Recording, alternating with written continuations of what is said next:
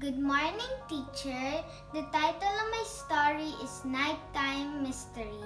The character is Piglet, Pooh, and his friends. Piglet was trying very hard to get to sleep. The night was full of big noises. The next morning, Piglet asked Pooh if he heard some big noises. And he said, maybe it's a monster who is tapping at your window. Piglet asked all his friends if they seen a monster, but they hadn't seen anything. So that night, Pooh guarded Piglet. At the midnight, Pooh heard a tapping noise at Piglet's window. He went out to see and find out that a branch is tapping at the window when the wind is blowing.